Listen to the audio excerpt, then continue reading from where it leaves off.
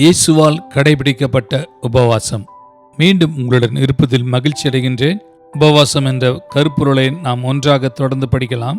நேற்றைய எனது அறிமுக பேச்சில் உபவாசம் என்பது தொலைந்து போன ஒரு சாவி என்று விவரித்தேன். இது வேதத்தின் எல்லா பக்கங்களிலும் காணப்படுகிறது. இருப்பினும் கிறிஸ்தவ திருச்சபையால் எப்படியோ அது ஒதுக்கி வைக்கப்பட்டும் இடம் தவறி வைக்கப்பட்டும் உள்ளது.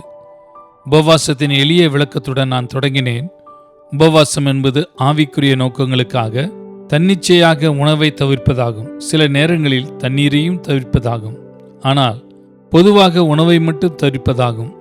அந்த விளக்கத்தை மீண்டும் சொல்கிறேன்.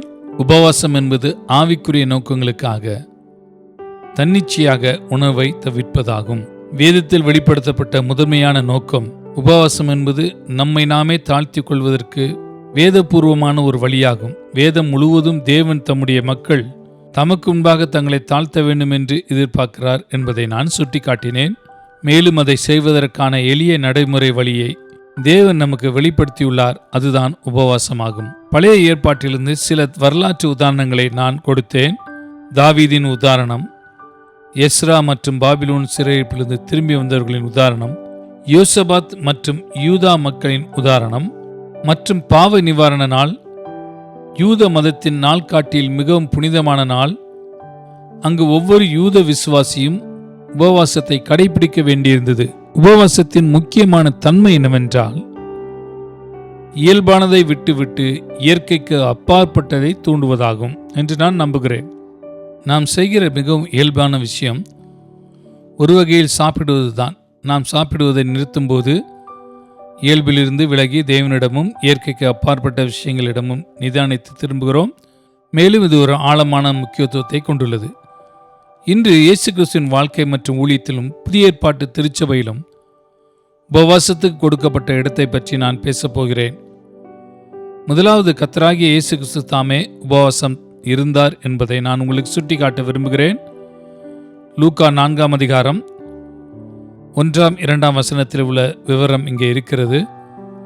இங்கே பரிசுத்த ஆவியினாலே நிறைந்தவராய் யோர்தானை விட்டு திரும்பி ஆவியானவராலே வனாந்திரத்திற்கு கொண்டு போகப்பட்டு 40 நாள் பிசாசினாலே சோதிக்கப்பட்டார். அந்த நாட்களில் அவர் ஒன்று புசியாதிருந்தார். வேறு வார்த்தைகளில் கூற வேண்டுமானால் அவர் உபவாசம் இருந்தார். அந்த நாட்கள் முடிந்த பின்பு அவருக்கு பசி உண்டாயிற்று. அவர் தண்ணீர் குடித்திருக்கலாம், ஆனால் சாப்பிடவில்லை என்பதை குறிக்கும் வசனங்களை சுட்டிக்காட்டினேன். இயேசு கிறிஸ்து தனது பகிரங்கமான ஊழியத்தின் நுழைவதற்கு முன்பு அவர் கடந்து வந்த 2 முக்கியமான அனுபவங்கள் இருந்தன. முதலாவது, பரிசுத்த ஆவியானவர் அவர் மீது இறங்கினார். அவர் தனது ஊழியத்திற்காக பரிசுத்த ஆவியின் இயற்கைக்கு அப்பாற்பட்ட வல்லமையினாலே தூண்டப்பட்டார். ஆனால் அவர் உடனடியாக வெளியே சென்று ஊழியம் செய்ய தொடங்கவில்லை.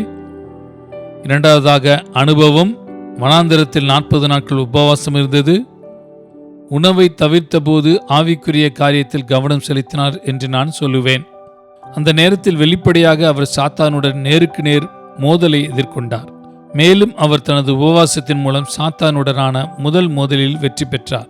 என்னை பொறுத்தவரை சாத்தானை வெல்ல வேண்டுமானால் நம் வாழ்வில் உபவாசம் அவசியமானது என்பதே அது குறிக்கிறது. வெற்றி பெறுவதற்காக இயேசு கிறிஸ்து உபவாசம் இருக்க வேண்டியதிருந்தால் இயேசு கிறிஸ்து செய்த அதே காரியத்தை செய்வதே அல்லாமல் நம்மில் எவரும் வெற்றியை அடைந்ததாக கூறுவது எப்படி என்று எனக்கு புரியவில்லை. இப்போது இயேசு கிறிஸ்துவின் வாழ்க்கையில் உபவாசத்தின் விளைவை நீங்கள் கவனிக்க வேண்டும் என்று நான் விரும்புகிறேன்.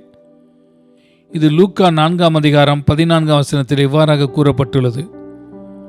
பின்பு இயேசு கிறிஸ்து ஆவியானவருடன் பலத்தினாலே கலிலேயாவுக்கு திரும்பி போனார்.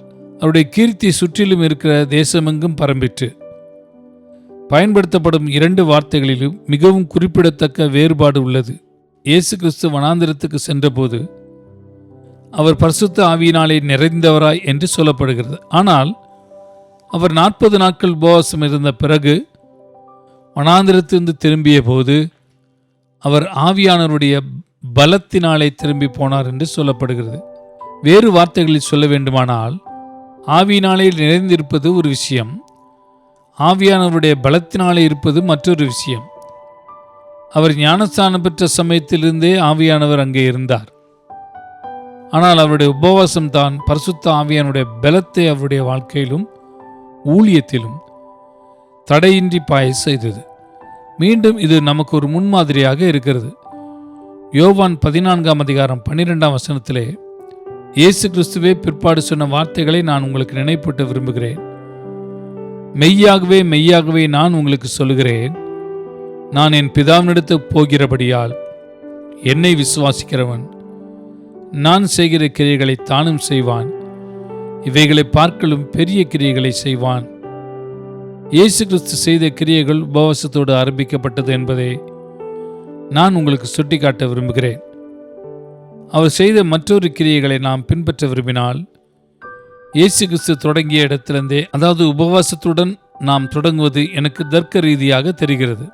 இயேசு கிறிஸ்து தம்முடைய சீஷர்களுக்கு உபவாசம் இருக்க கற்றுக் கொடுத்தார். மலை பிரசங்கத்தின் போது அதன் நடுவிலே மத்தேயு 6ஆம் அதிகாரம் 17-18 வசனத்தில் அவர் தம்முடைய சீஷர்களிடம் சொல்வது இதுதான்: நீயோ உபவாசிக்கும் போது அந்த உபவாசம் மனுஷர்களுக்கு காணப்படாமல் அந்தரங்கத்தில் இருக்கிற உன் பிதாவுக்கே காணப்படும்படியாக உன் தலைக்கு எண்ணெய் பூசி உன் முகத்தை கழுவு. அப்பொழுது அந்தரங்கத்தில் பார்க்கிற உன் பிதா உனக்கு வெளியரங்கமாய் பலனளிப்பார்.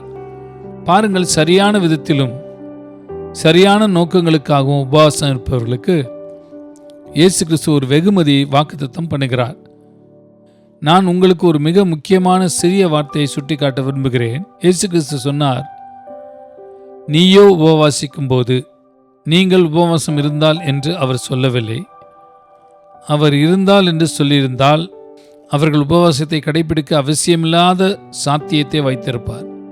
ஆனால் நீயோ உபவாசிக்கும் போது என்று சொல்லும்போது அவர்கள் உபவாசத்தை கடைபிடித்திருப்பார்கள் என்று அவர் வெளிப்படையாக கருதினார். மத்தேயு 6ஆம் அதிகாரத்தின் கருப்பொருள் 3 முக்கிய கிறிஸ்தவ கடமைகளாக இருக்கிறது: ஏழைகளுக்கு கொடுப்பது, ஜெபம் செய்வது மற்றும் உபவாசம் இருப்பது. மேலும் இந்த 3க்கும் தொடர்பாக இயேசு கிறிஸ்து போது என்ற ஒரு வார்த்தையை பயன்படுத்துகிறார். அவர் ஒருபோதும் இருந்தால் என்று கூறவில்லை. மத்தேயு 6:2 அவர் சொல்கிறார், நீ தர்மம் செய்யும் போது. மத்தேயு 6:5 அவர் சொல்கிறார், நீ ஜெபம் பண்ணும் போது. மத்தேயு 6:14 அவர் சொல்கிறார், நீ உபவாசிக்கும் போது. அந்த 3 விஷயங்களையும் அவர்கள் செய்ய வேண்டியதில்லை என்று தேர்ந்தெடுக்கும் உரிமையை அவர் கொடுக்கவில்லை. அவர் அவைகளை ஒரே மட்டத்தில் வைத்தார். கொடுப்பது, ஜெபம் செய்வது மற்றும் உபவாசம் இருப்பது. பெரும்பாலான கிறிஸ்தவர்கள் கொடுப்பதும் ஜெபிப்பதும் நமது கடமை என்று எந்த சந்தேகமும் இல்லாமல் ஏற்றுக்கொள்வார்கள். ஆனால் அந்த அடிப்படையில் உபவாசம் இருப்பதும் நமது கடமையாகும். இயேசு கிறிஸ்து அந்த 3 விஷயங்களையும் சமநிலையில் வைத்திருந்தார். உபவாசம் இயேசு கிறிஸ்துவால் கடைபிடிக்கப்பட்டது மட்டுமல்லாமல் புதிய ஏற்பாட்டு திருச்சபையிலும் கடைபிடிக்கப்பட்டது. அப்போஸ்தலர் 13ஆம் அதிகாரம் 1ஆம் வசனத்திலிருந்து 4ஆம் வசனம் வரைக்கும் அந்தியோகியா சபையை பற்றிய அந்த வார்த்தைகளை நாம் வாசிக்கலாம். அந்தியோகியா பட்டணத்திலுள்ள சபையிலே பர்னபாவும் நீகர் எனப்பட்ட சிமியோனும் சிரேனே ஊரானாகிய லூகியும் காற்பங்கு தேசாதிபதியாகிய ஏரோதுடனே கூட வளர்க்கப்பட்ட மனாயீனும் சவுலும், அதாவது 5 நபர்களின் பெயர் கொடுக்கப்பட்டுள்ளது. பர்னபா, சிமியோன், லூகி, மனாயீன் மற்றும் சவுல் தீர்க்கதரிசிகளாயும் போதகர்களாயும் இருந்தார்கள். அவர்கள் கர்த்தருக்கு ஆராதனை செய்து உபவாசித்துக் கொண்டிருந்த போது பர்னபாவையும் சவுலையும் நான் அழைத்த ஊழியத்துக்காக அவர்களை பிரித்து விடுங்கள் என்று பரிசுத்த ஆவியானவர் திருவுளம் பற்றினார். அப்பொழுது உபவாசித்து ஜெபம் பண்ணி அவர்கள் மேல் கைகளை வைத்து அவர்களை அனுப்பினார்கள்.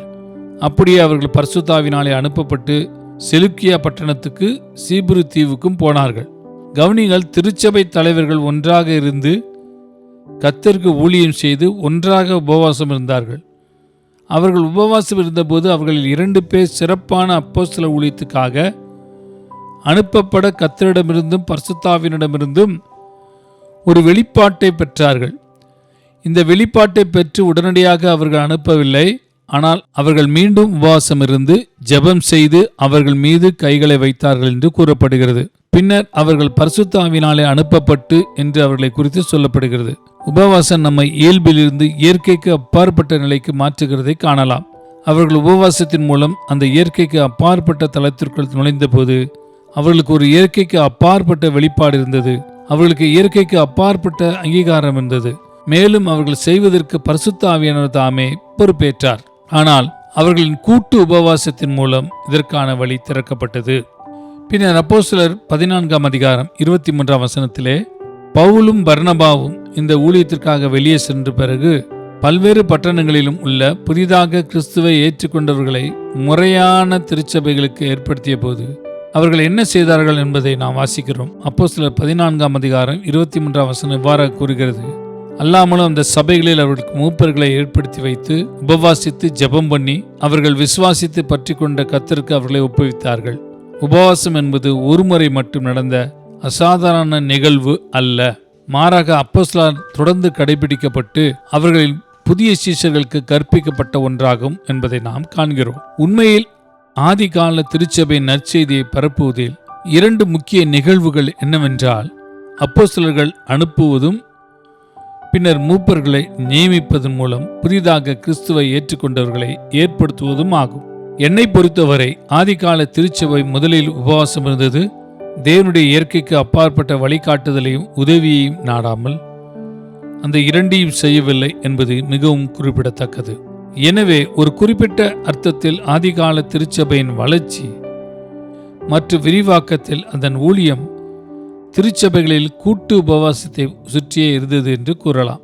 இறுதியாக அந்த சம்பவத்தில் ஈடுபட்ட 2 பேரில் பவுலும் ஒருவர் என்பதை நினைவில் வைத்துக்கொண்டு பவுலின் வாழ்க்கை மற்றும் ஊழியம் குறித்த சாட்சியை கவனிப்போம். 2 கொரிந்தியர் 6ஆம் அதிகாரம் 3ஆம் வசனத்திலிருந்து 6ஆம் வசனம் வரைக்கும் பவுல் இதை சொல்கிறார். எவ்விதத்தினாலேயும் எங்களை தேவ ஊழியக்காரராக விளங்க பண்ணுகிறோம். மிகுந்த பொறுமையினாலும் உபத்திரவத்தினாலும் நெருக்கங்களினாலும் இடுக்கண்களினாலும் அடிகளினாலும் காவல்களிலும் கலகங்களிலும் பிரயாசங்களிலும் கண் விழிப்புகளிலும் உபவாசங்களிலும் கற்பிலும் அறிவிலும் நீடிய சாந்தத்திலும் தயவிலும் பரிசுத்தாவிலும் மாயமற்ற அன்பிலும். பவுல் தனது குணாதிசயம் மற்றும் நடத்தையின் பல்வேறு அம்சங்களை விவரிக்கிறார். அவை அவரையும் அவரது சக ஊழியர்களையும் தேவனுடைய உண்மையான ஊழியக்காரர்களாக அடையாளப்படுத்தி காட்டுகின்றன. அவரை மிகவும் தனித்துவமான காட்டும் விஷயங்களில் அவர் சொல்வது கண் விழிப்புகள். அது உங்களுக்கு தூக்கம் வரும்போது நீங்கள் விழித்திருப்பது மற்றும் உபவாசங்களில் சாப்பிட முடியும் போது உணவை தவிர்ப்பது. மேலும் அந்த 2 விஷயங்களாகிய கண் விழிப்பு மற்றும் உபவாசம் மிகவும் நல்ல தோழமையில் இருக்கிறது. அவை கற்பு, அறிவு, நீடிய சாந்தம், தயவு, பரிசுத்தாவி, மாயமற்ற அன்பு ஆகியவற்றிற்கு அருகாமையில் வைக்கப்பட்டுள்ளன. வேறு வார்த்தைகளில் கூறுவதானால் அவை கர்த்தராகிய இயேசு கிறிஸ்துவின் உண்மையான ஊழியக்காரர்களின் ஒட்டுமொத்த கருவிகளின் ஒரு பகுதியாக வழங்கப்படுகின்றன. இன்றும் கர்த்தர் அந்த வகையில் தான் பார்க்கிறார் என்று நான் நம்புகிறேன். பவுலுக்கும் ஆதிகால திருச்சபைக்கும் இருந்ததைப் போலவே தேவனுடைய ஏற்பாடுகளும் தரங்களும் இன்னும் அப்படியே இருக்கின்றன என்று நான் நம்புகிறேன். சரி, இன்றைக்கு நமது நேரம் முடிந்துவிட்டது. நாளை மீண்டும் இதே நேரத்தில் உங்களுடன் வருவேன். நாளை உபவாசம் நம் உள்ளார்ந்த ஆளுமையை எவ்வாறு மாற்றுகிறது என்பதை விளக்குகிறேன். ஆமேன்.